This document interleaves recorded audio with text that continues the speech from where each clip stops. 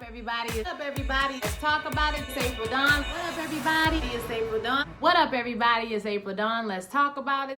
Let me tell you something. I want to get my belt for Kevin. What up, everybody? It's April Dawn. Let's talk about it. This is The Shy, Season 3, Episode 8. So this episode was a good episode. I liked the way they took the time to focus on Keisha getting over the trauma of being abused and the R word being done to her and her being abducted. So we basically see this episode, how it affects her and how it affects all of their family and friends and the circle of people around them. So I just want to say that I told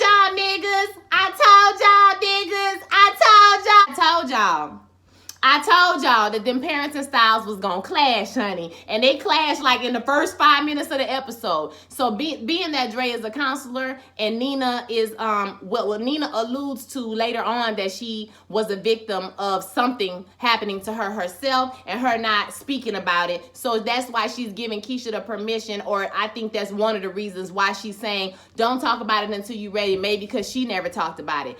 I understand when Dre gave her pushback about that, okay? But at the same time, I do feel like I was with Dre sometimes, but then sometimes I was like, sis, you doing too much. When she invited the friend over to the house, you doing too much, okay? This is not your daughter. At the end of the day, this is not your daughter, like Nina said. It's just been a few days, maybe a week, since this girl has been abducted. She needs a few days to process what has happened before she just jump up and be hollering about going to the therapist. Give her a minute, okay? We can't give her all the minutes. Now, she can't never talk about it because we know she shouldn't sit on this forever. But at the same time, I did feel like Dre was pushing too hard at some points. I felt like both of them was wrong at different times. So I think that the actors did a great job portraying that. And I knew that was going to happen, especially somebody being a counselor and how Nina was acting when she was gone, okay? And so this explodes later on in the episode. So at first, Keisha comes home. She's in her room. She goes into her room and she has a knife in her hand, not a knife, a pair of scissors, and she barricades her door. At first, I thought maybe she was going to hurt herself, but then I see after a minute, it took me a minute to realize, no, she's scared. She hasn't accepted that this man is dead, that she killed him, and maybe he could possibly hurt her again. So she's kind of like got her guard up. So after a few days pass, she comes out of the room. Like I said, the whole time, Dre is going back and forth with Nina, trying to get her, to take her to therapy, telling her she needs to talk about it. They having that conversation this whole time. She comes out the bedroom and she tries to go to the bathroom, but Kevin is in there. Now, Kevin is another part of this episode. He has an attitude the whole time, probably because he really missed his sister and, he was happy to see her back. And just like a child thinking that things will go back to normal, and when they didn't, it's kind of aggravating him. Now, I understand why he was acting out, because I deal with kids all the time. I get why he acting out, but at the same time, you were cussing a little bit too much just for me. Like, you was talking a little bit too reckless up in your mama house for my personal taste, okay? So my belt head got a little loosened when I was watching. I was like, who you talking? I know. Kevin was doing a little bit too much for me, okay, just this episode. So he got an attitude. He just got in the bathroom. He comes out. He huffing and puffing, right? She goes in the bathroom, and she kind of just looks at herself. She's depressed. This whole episode, I was just hoping she wasn't going to slit her wrist. Lord, I'm just going to be honest with you. So she's upset. She's staring, the water is just on. She eventually comes out of the bathroom and goes back into her room. Throughout this whole episode, really, Nina is sleeping outside of her room. Okay, so Dre is kind of upset because she's not sleeping with her. And the same thing, that was one of the things I thought Dre was doing too much. I was like, girl, her daughter just was kidnapped for like 2 months, sis. Like, you're mad because she's been out of bed for 3 days, or you got something to say? Like, shut up, okay? That's how I was feeling about Dre. Like, girl, shut up. So Dre takes it upon herself to call Keisha's friend over there. Now, Keisha's friend come over there and, she started trying to do her hair. I was like, homeboy, cut you a mullet, sis. He had you a mullet, a business in the front and a party in the back. Girl started doing her her cornrows, and she immediately goes back into the same talk, the same kind of rhetoric, the same gossip, the same mess. And Keisha is like so removed from that now. I'm sure it feels like nothing to her now with all the things that she's been through. And then she asked the girl to tell her what people have been saying about her. And the girl starts telling her, well, this boy said that he was your boyfriend and, you know, you got mad. He didn't want to be with him no more, so he kidnapped you. And this one said X, Y, and Z. And this one said, and so she's really upset because the things that they're saying are really bad. And she gets upset and she's like, well, why you talk to the press? I was like, uh-oh, the girl talked to the press? In the article or something, she said something like, you know, that's my girl or whatever, but, you know, people, there's so many things you hear, you just never know. So, girl, that's real shady, okay? So I got mad too. So she gets upset, the girl start hollering, she start hollering, and they leave out the room.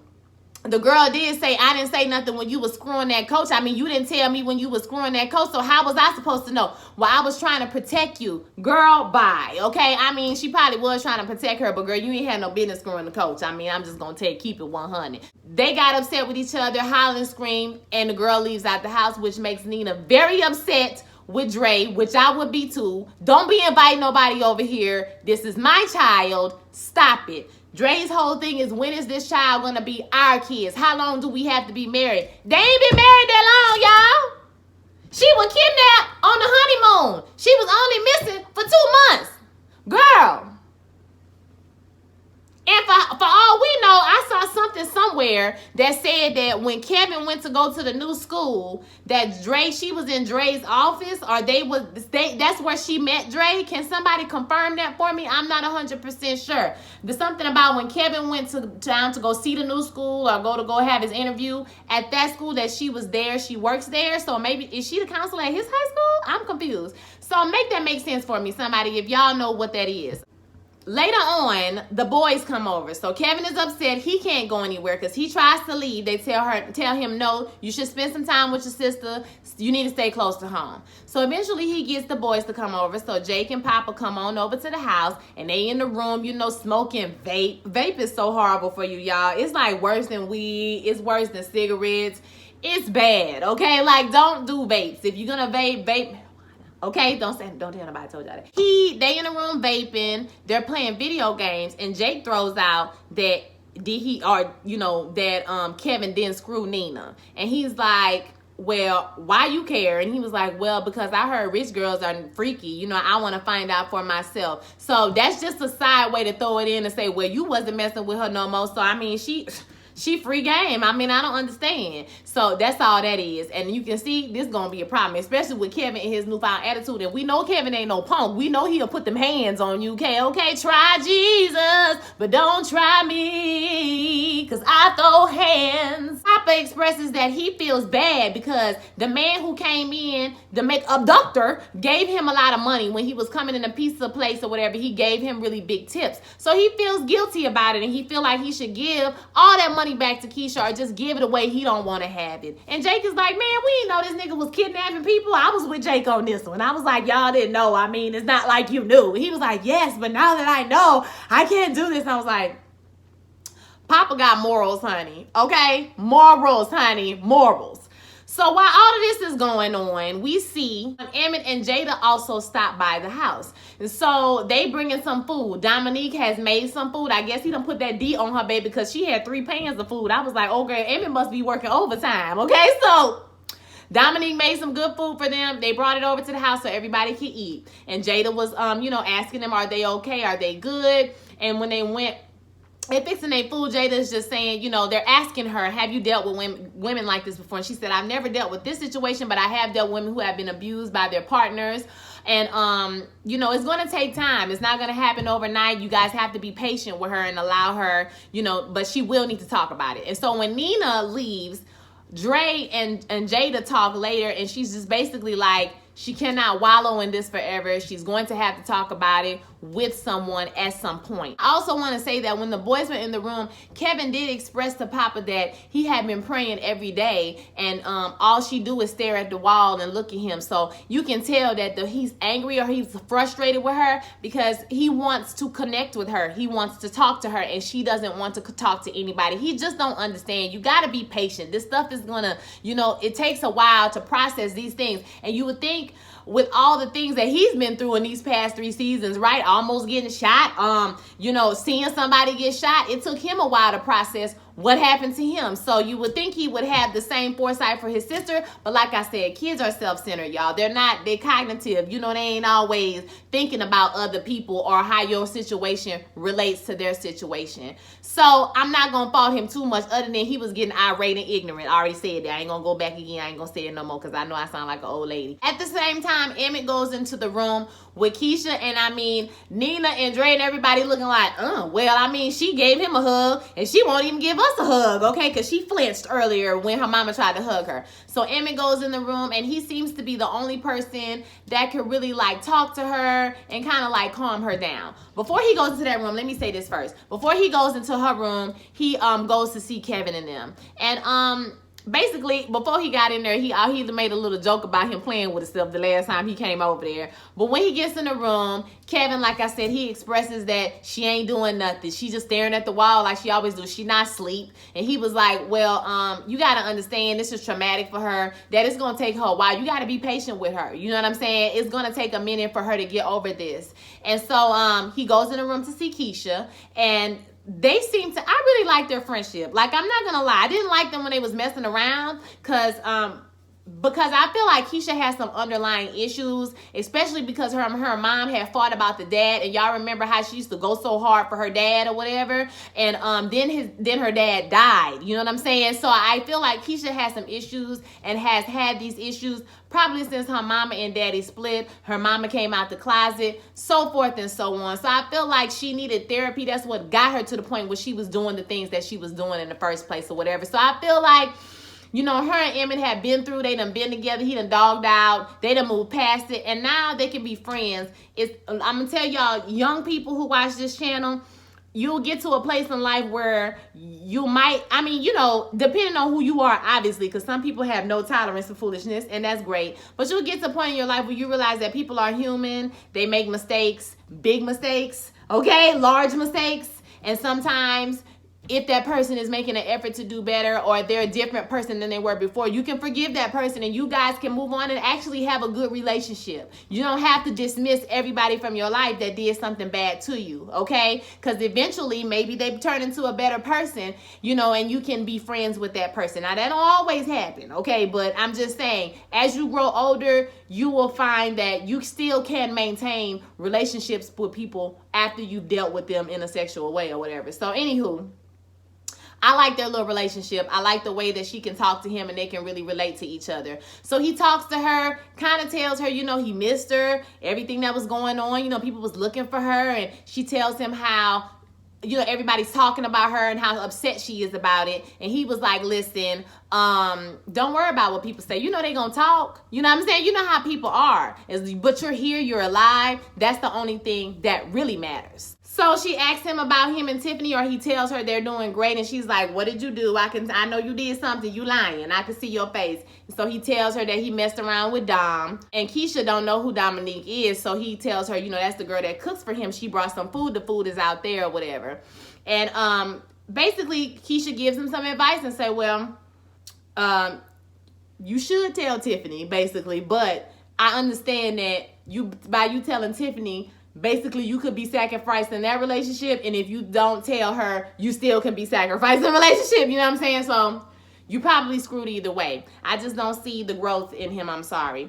So he tells her that he took over Sonny's, and they bought him out because he was behind on his rent. But I need to know if we're going to see Sonny again before the end of this season, because they kind of just swept that storyline away. Like, y'all just going to sweep Sonny away under the rug? Like, oh, we just took over, we're not even going to see him no more? Like, no, I think we should see him one more time. And I don't see the previews, y'all, so I don't know if if we're going to see him next week or not. So he tells them they bought out Sonny. He's trying to get her to come eat some of the food. The food is so good, yada, yada, yada.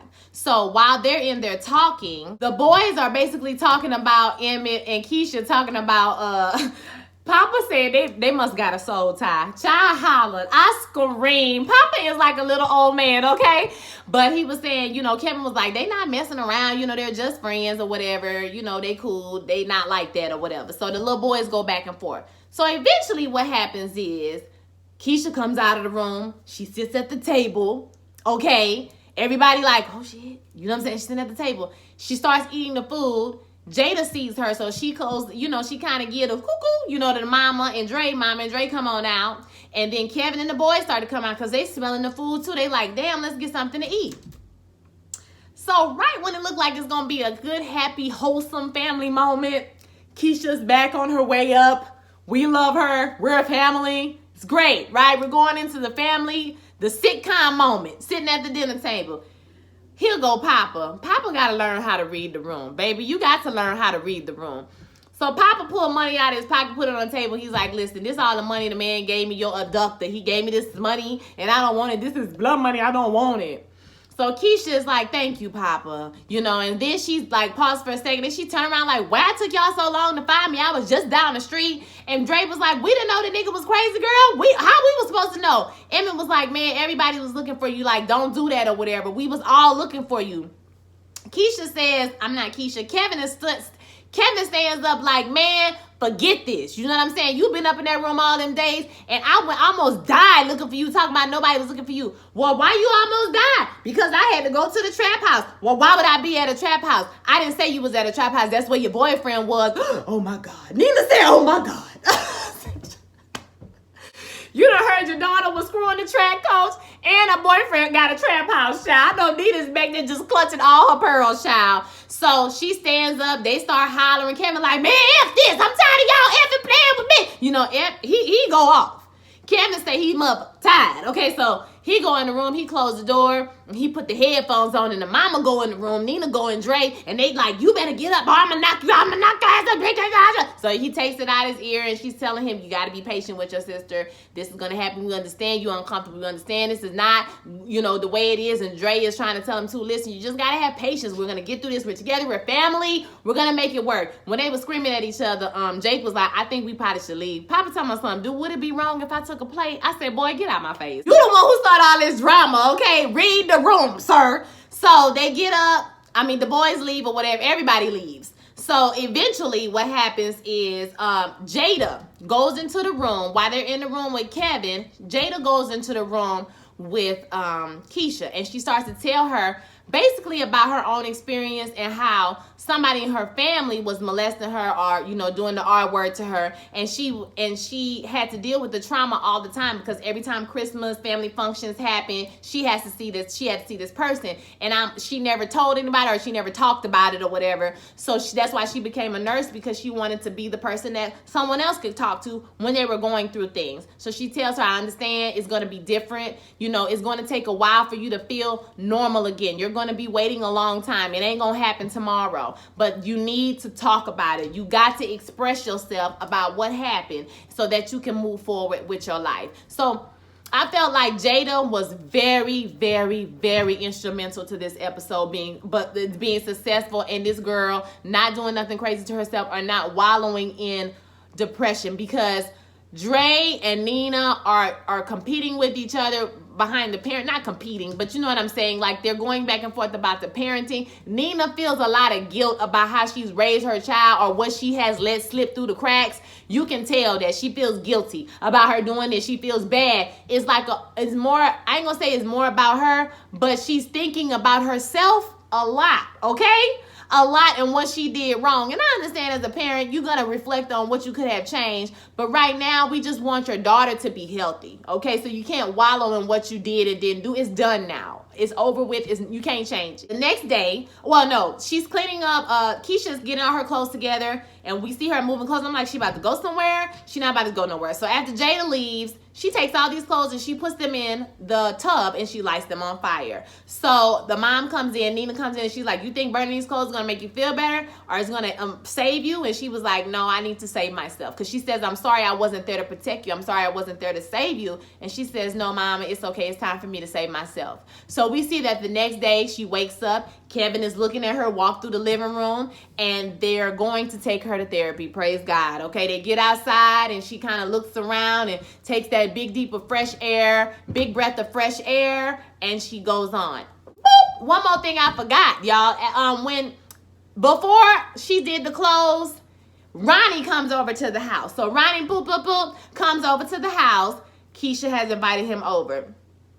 I low-key was like, y'all could have said thank you. Like, I mean, he did save your daughter. He was looking for your daughter all through the neighborhood. I mean, he did help y'all do a crime investigation. I'm just saying, y'all could have told Ronnie, thank you, okay? They was sitting up in there. Y'all could have offered him a plate. Y'all had food, bitch. Why you ain't offer him no plate? Like, I felt a type of way about that. But Ronnie came up in there. He looked clean, like he had took a bath and got him some new clothes. I was like, come through, Ronnie. He look all right, okay? So he comes in there. He sits down with her, and now they have something in common because they both have killed someone. And she expresses that she sees him every day. Why she feel bad? She know he was evil. You know what I'm saying? But she still feels bad. Girl, that's because you have a conscience, girl. Okay? I mean, if you kill somebody, whether they was evil or not, you still killed a human being, and you're going to feel bad about it if you got any type of conscience, okay? So he tells her that the person that he killed, Coogie, first season, he says he sees his face every single day. He says, you're going to get through it. You just you get through this time or whatever. It'll get better, but please don't drown your sorrows in brown liquor. I just thought that was a very nice touch, okay? I love that. I kind of feel like we're not going to see Ronnie no more, y'all. I low-key feel like that, but I don't know. We'll see. She tells him thank you. She tells him that I owe you my life, you know, and he tells her thank you because you gave my life meaning. I said, you better, come on, Ronnie. And he just got up and collected his jacket, okay, and he, you know, tells them goodbye, and he leaves. Now, like I said, I don't know. That could conclude his storyline, y'all, because really, is there anything else for Ronnie to do on this show other than be sober? Because I don't think he was drunk when he, you know, was over there.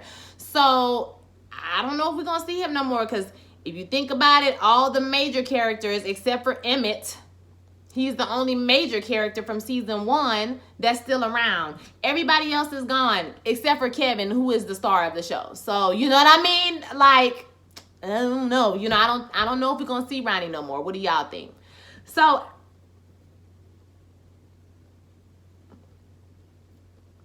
after that is when she takes her clothes, burns them. Like I said, next day she goes to therapy. All in all is well and all is good, okay? So, I thought this episode was really good. Reflection about everything that's happened this season. I'm not going to complain about it no more because clearly they're not going to tell us what happened to Tiffany Baby. They said they was going to address it, but it didn't get addressed. So I don't know what happened with that. But other than that, I'm not going to complain about it no more. It's just a new show, y'all. So I thought it was a good episode. I want to hear your thoughts on this episode. Don't forget to like, comment, and subscribe. And I will holler at you guys next week. I'm going to do my Greenleaf review today. I don't know if it'll be up today because I'm kind of late. I'm back at work, guys. So I'm kind of late with everything because I have to be at work all day. But I'm going to do my best to get it up tomorrow at the latest. All right? So y'all be blessed. I will holler at you next week. Peace.